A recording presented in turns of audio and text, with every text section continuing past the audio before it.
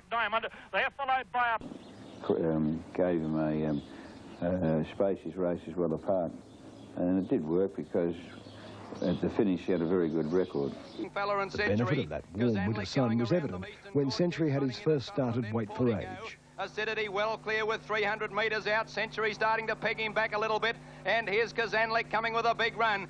Longfellows gone. Acidity 2 lengths to Century into the straight and Kazanlik out wide. Century and Kazanlik coming at the leader. Acidity weakening. Century got to the lead. Kazanlik's grabbing them out wide. Century in front though, and he's too good. Century comes away to win by a length to Acidity. Higgins was unable to make the weight in the freeway, but renewed his association with the colt in the Ascot Vale Stakes, the first of many feature race wins down the Flemington Straight 6.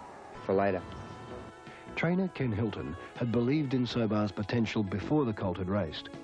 As an early 3-year-old, his opinion was justified.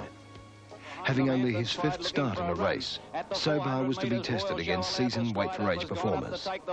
From memory now, he was tucked away, and he should have won the race. He was tucked away in a hopeless pocket, and I never got out on him until too late. And he ran 3rd, I would say. He's got beaten 2 short half heads, but everyone, of course, knew he was an absolute certainty beaten. Sobar trying to get out. Hampton's Pride is snookered also, and then Gay Icarus and Red Hope. It's Gossiper getting to Royal Show about 50 metres out. They're going stride for stride. Royal Show's fighting back. Oh, maybe Gossiper beat Royal Show, but there's only a nostril in it. Sobar probably 3rd in front of the cat was well and truly out of the bag. Well, the Underwood Stakes is a good guy to the Caulfield Cup, and associated with that is also good horses.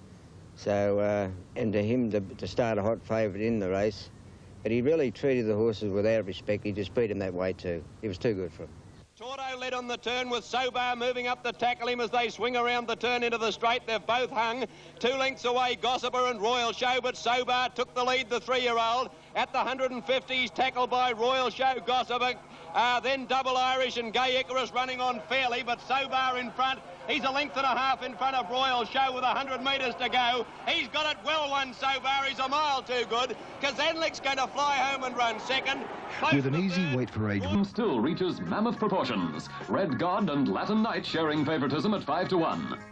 But it's the champion grey Gunsend and Triton here charging through to the front who provide the thrills. They wage a stirring battle over the last 150 metres. Triton holding off the courageous Gunsend to win by a half head with Beech's 3rd. Triton carries the heaviest weight to victory in 32 years, and jockey Larry Olsen has his most resounding success. There were some who thought Century was too brilliant to get a mile, especially around the tough Moonee Valley circuit. But Century's coasting at the 300. Moved to Acidity and raced to the lead on the corner. He's going to get a big break into the straight. He's 3 lengths in front of Acidity, Carnation for me, Fleet Endeavour and then Cardinal. But Century's going to walk in. He's 5 in front halfway down the straight. And the colt's going to win by a minute. Carnation for me in 2nd placing, but Century's won by 5 lengths. After that classy win at Moonee Valley, he started odds-on in the Caulfield Guineas. I headed for the Caulfield Guineas. But the boom horse at that time was Century, Bart Cummings' horse, and Bart thought he was unbeatable, and Roy Higgins did also. But I also knew that I knew how good Sobar was, and I went to the races very confident. And I must admit, I think I was 2nd favourite in the race, but I was racing alongside Century going over the hill at the 1,000, and as we got down to the 800, I was just, Sobar just said, well, I've just got sick of this game, and I just let him stride, and he just went to the front 800 from home. He just careered away and beat Century by six lengths. That's how good he was. At the 600, Sobar White's gone. He's put Century in a pocket, and Sobar's sprinting to the lead with 600 to go. He's gone up to join Acidity, 2 lengths now to Arabian Breeze and Century, hard ridden.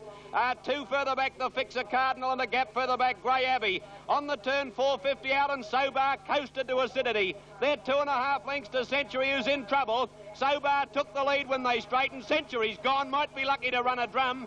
And Sobar at the 200 drew away from Acidity. 4 lengths away, Century, followed by the Fixer, Gold Brick and Grey Abbey. But this will challenge for the favouritism in the Caulfield Cup. Sobar, Century's running on well again now, but Sobar will win by 4 lengths to Century. 1.5 lengths 3rd Acidity. Owner Keith Southwick remembers Sobar's great win, down to the 2nd. He ran the distance in 1:36.2, which equalled Lane's record, and that stayed until very recently. The signs were there that Century's arthritic problem was a concern. He had a lot of ability, but he did have a rather delicate horse to train. That's when the arthritis, I used to notice at the track in the morning, it'd take you a lot longer to warm him up, and the further he got into a preparation, the less effective his oomph was. He returned in the autumn fresh and fight down in Melbourne. He won the Caulfield Stakes. 1 1/4 lengths then to Gunsynd to half stop the show. 1 to Better Sands, who's put Triton in a pocket. 2 to Grand Scale and 5 to Ellen on the corner. Gay Icarus and Nectar Gossiper. 1 away Gunsynd. Triton now hooked out 4 deep is going with Gunsynd from Stop the Show. Gay Icarus in front. Gunsynd went wide with Triton out after Gay Icarus, Gossiper and Stop the Show the centre. Gay Icarus just the leader, 250 out. Gunsynd under the whip responding to Higgins riding. Moves up to Gay Icarus and takes the lead. Gossiper's fighting back, but the grey flash from Goonawindi shot away Gunsynd and the Caulfield Cup favourites home. Gunsynd's won a length. At his next start, Recently. the pinnacle of Sobar's short but brilliant career was just a week away. He was an anxious racehorse. He wanted to get out there and just beat them, you know, as quick as he could. Just probably like a Jeff Fennick. He wanted to get down and knock out in the first round. Billed as a match race between top 3-year-old Sobar and the champion of the people, Gunsynd. I got over the hill about the 1,000 there in the Caulfield Cup, and there were stormy seas in it, Gunsynd. That was a really good year that year. And down to the 800 gain, he was just wanting to get on with the race, and I just had to let him stride. And I can still remember Bill Collins saying, and here he goes wide, he's taken off on Sobar, and he just dashed around the field and straightened up with a lead of 3 or 4 lengths, and nothing made any ground on him. He just run him in. They were tired chasing him. Good horses too, when they just were tired chasing. It was an absolute freak horse. At the 700, it's Sobar by 2 lengths to Lord Nelson. Third, Stormy Seas, dropping out Scotch and Dry. They're followed by Hampton's Pride. Gunsynd coming around them hard. Gay Icarus in trouble and Grand Scale. But with 500 to go, Sobar looked to be coasting. 2 lengths now to Sheriff. They're followed by Grand Scale, Gunsynd, Hampton's Pride, Stormy Seas. Into the straight, the 3-year-olds 3 lengths in front, Sobar. From Sheriff, Stormy Seas the challenger now. Sheriff's gone from Gunsynd. Then Grand Scale at the 200. Sobar a length and a half clear. Stormy Seas and Gunsynd trying, but the 3-year-old's too good. He mightn't be a Tulloch, but he's not far short of it. And Sobar's won by 2 lengths. Sobar then looked unbeatable in the Derby. Third to Sobar in the Caulfield Cup. It was then on to the Weight for Age W.S. Cox Plate at Moonee Valley. On that occasion, I think that's the first time I've ever seen the great T.J. Smith with a little tear in his eye, and that's a pretty rare occasion. This was... Longfellow got away well on the inside. Gunsynd, Higgs is snagged out to last and making a beeline for the inside fence in last place in Gunsynd. And the fixer led from out wide, Tobino and Abdal going fast from Jansbo. Longfellow ridden up hard to be 5th on the fence. A length old Icahn followed by Torto, and then came Triton about 5 wide from Gay Icarus. Then Montefique, Gunsynd on the inside of All Shot, and the last 2 onside and Gold Brick. At the 16, and the leader 1 1/2, Abdal and Longfellow's joined it on the inside, having the run of the race. 2 to Jansbo, 1 to Eld Icahn, 2 further back the fixer, a length and a half. Gunsynd and Triton has never been on the track. Higgs is booting Gunsynd along, 2 1/2 further back then Gay Icarus. Then Montefique followed by Gold Brick. All Shot is last and right off the course and just in front of him onside. At the 800-metre mark, and here Torto had joined Tobino, 2 lengths to Longfellow, who's having the race made for him. 1/2 length to Abdal, 2 1/2 to Eld Icahn from Jansbo. Here's Gunsynd hooked to the outside, followed then by Triton and Montefique, followed by the fixer and Gay Icarus. Up by the 500, Torto in front, but the 3-year-old Longfellow at his girth, and here's Gunsynd 3 deep, about to tackle them, and Longfellow and Gunsynd have swept to the lead near the turn. They're followed by All Shot out very wide, running on from Old Icahn, Torto, Montefique, Abdal, Gay Icarus. It's Longfellow and Gunsynd on the turn together from Montefique and All Shot. Longfellow's gone. It's Gunsynd in front with All Shot coming at him from Montefique. Gunsynd's under the whip, but he's holding All Shot. All Shot trying hard, but the great grey Gunsynd in front, he's too good. What a champion. The crowd roars and Gunsynd wins a length to All Shot. Roars and Gunsynd wins a length to All Shot. The Goonawindi Greys win in the Cox Plate was one of the most popular ever witnessed on an Australian racetrack. Regarding his fitness leading up to the race, owner Keith Southwick and Brian Ralph, foreman for the late Ken Hilton, are adamant that the horse was free of any injury. Now, it's my belief that really the horse should never run in the Derby. He wasn't himself. And anyway, I went out to riding track work there on the Tuesday prior to the Derby, and I was told, actually, I was told just to watch turning him quickly or anything, that it might just hurt his joint. And that's all I was told. Well, the horse had been in perfect order, I might say, before the Derby run. Derby day, when I sat on got on his back and the atmosphere and everything, I just knew the horse was uptight and he just wasn't himself. He was ridden in extraordinary fashion by White. He had him out very, very wide from the turn out of the straight. And he kept him that way, with the horse pulling against him he was up near the lead, but out very wide. Ken Hilton stressed on me that day, I was tied down to instructions not to lead, and that I couldn't win him like riding him in the same way that I won the Caulfield Cup, that I had to hold him up for a late run. So this was in my mind, and I've got a wide barrier, short run of the turn, so I did the best I could, went out of the straight, and I was running third, but never ever quite got in. I just missed getting in behind the 2 leaders because of the slow pace. Anyway, Sobar started to hang out all the way up along the Murbalong side of the track here. Horse then went to the front, and I think if he'd left him alone, Diana had a charm run, and then was under hard riding by Higgins with the whip. If he'd let him go, he would still have won. But then he did the thing which this horse, from the very beginning, wouldn't tolerate. He went for the whip. And, of course, the horse was trying to savage the whip from him. He was still such a great horse that it took a champion stayer in Diana to really...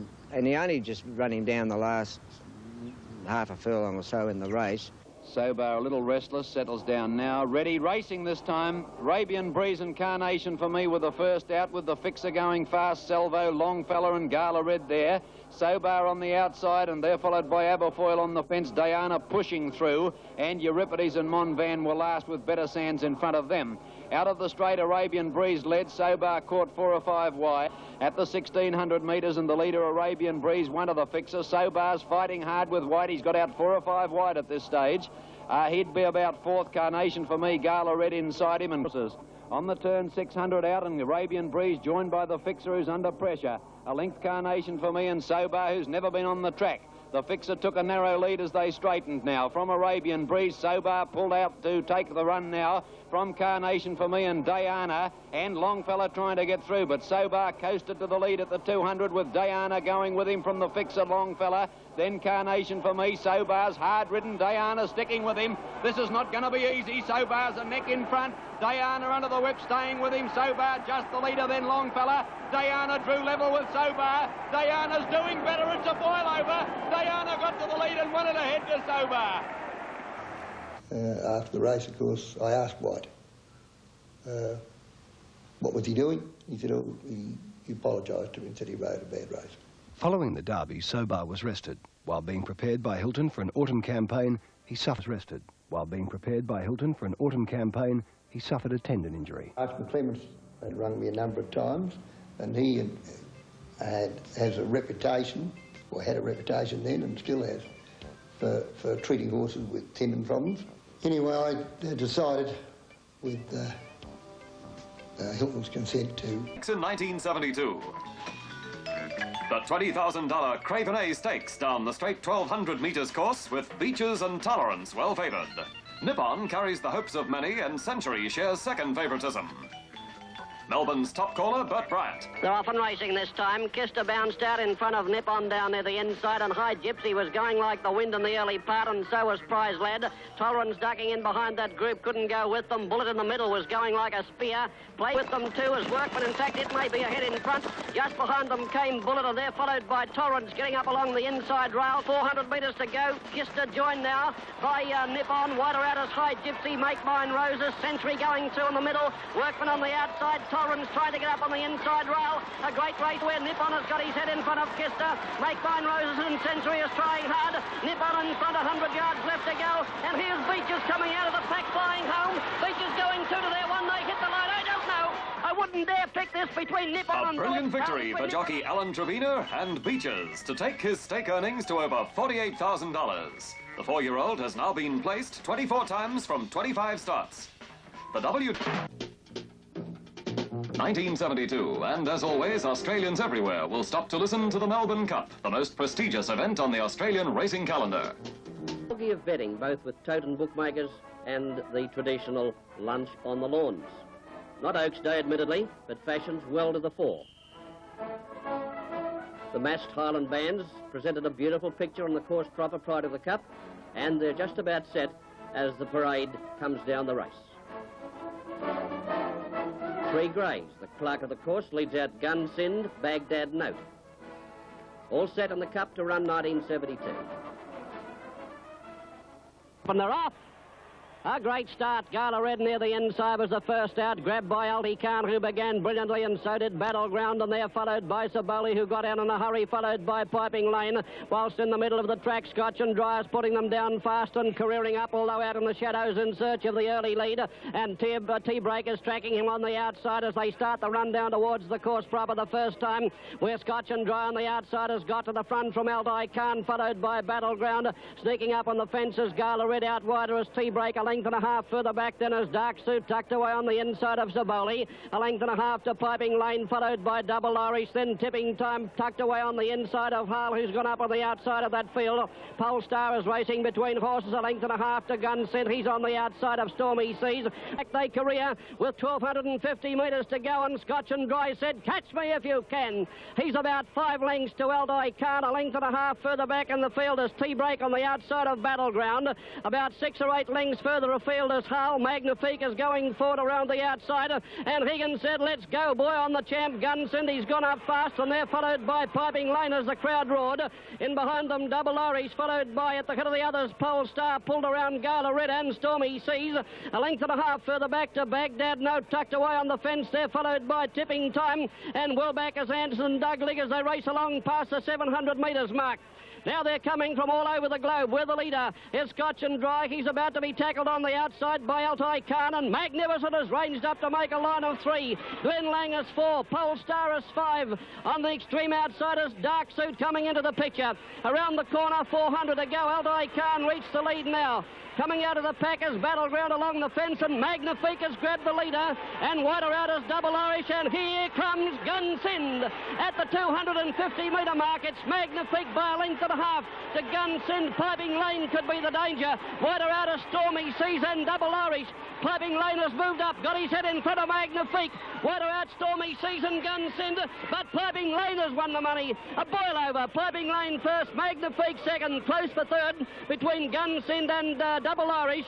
They're followed by Stormy Seas, and then Hayburner, Dark Suit, followed by Hanson, Battleground, then Alti Khan, who failed to stay from T-Break, Hull, then Scotch and Dry, Dark Suit, Baghdad Note, followed by Doug Ligg, Tipping Time, Glen Lang, Polestar, Fair Share, and also with Fair Share as Grand Scale last of all. What a fantastic run. A crowd of 103,000 people gave South Australian rider John Letts a great welcome back to scale.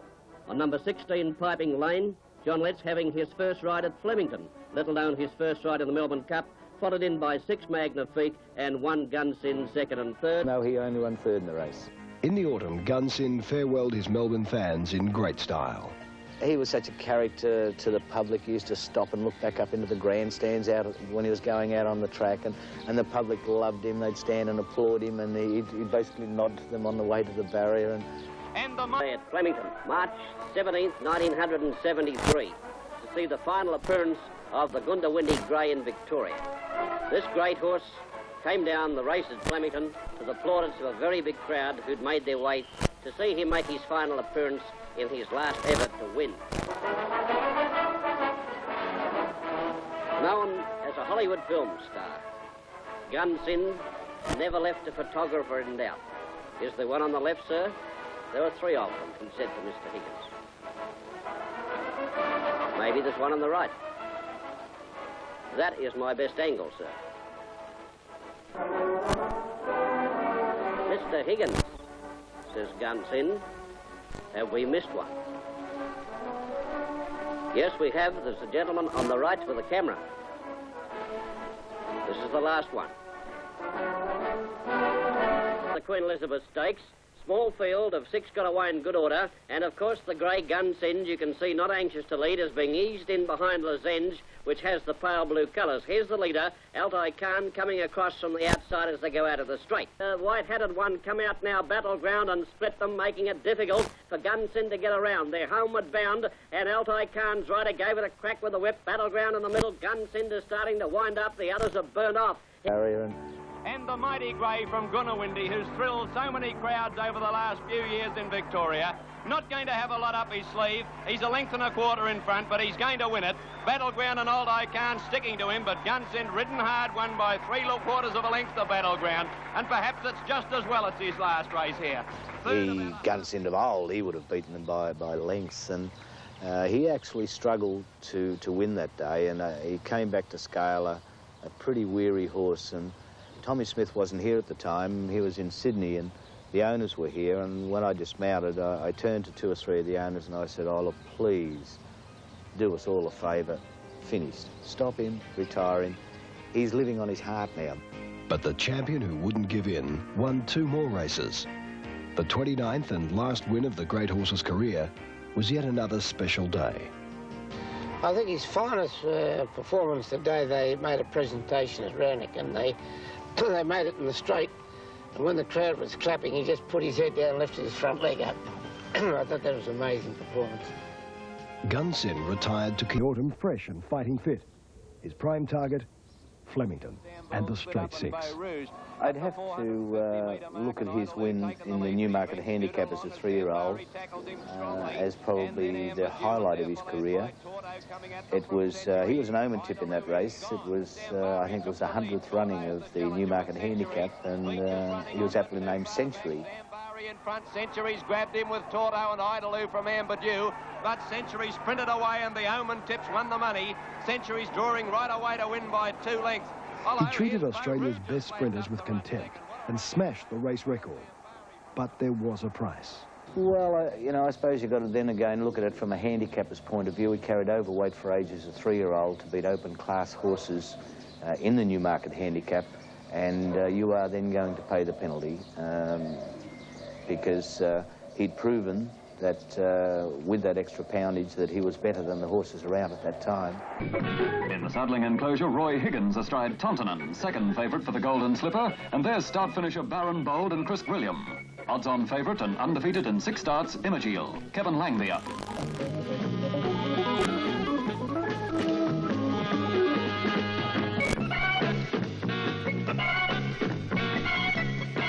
Tontonen is slowly away as Lady Lido, Jewel Thief and Imogil jump smartly. Jewel Thief going to the lead with Tontonen quickly making up ground along the inside. In the straight now, Tontonen dashes to the front from the tiring Jewel Thief and Rich Reward. Imogil is out of the race, being one of 3 horses to fall.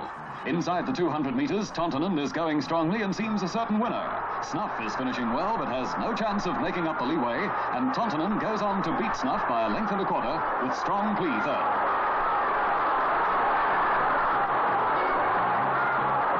It's Higgins' second Golden Slipper success, while potential champion Tontonen earns more than $50,000 for his delighted connections. Century then ran second on 3 occasions in Sydney. One of those was over the tough Randwick Mile in the Doncaster Handicap, conceding the good mare Anna Lee 8 kilograms. The colt with the roach back had enjoyed a great 3-year-old career with 4 wins and 5 seconds at Group 1 level. Century returned at 4 to win 2 feature sprints, both down the straight 6. The volume of punters' muscle for Gunsynd's last race, the 2,400 metres Queen Elizabeth Stakes at Randwick, where for the past 22 months he's been trained by Tommy Smith. Until then, he'd been handled by Queenslander Bill Wellow. 10-9 favourite in a 7-strong field, Gunsynd takes up a good position behind Desert Bow as Gold Brick fights for his head under restraint. Delatari crosses from the outside to move into second place in the run to the winning post the first time. Sydney Zealander Apollo 11 in the dark jacket trails Gunsynd as they race out of the straight. Desert Bow is passed by Gunsynd in the straight, and less than 400 metres from home, Australia's record stakes winner is being acclaimed the winner. But finishing strongly, Apollo 11 is a definite threat. With characteristic courage, Gunsynd accepts the challenge.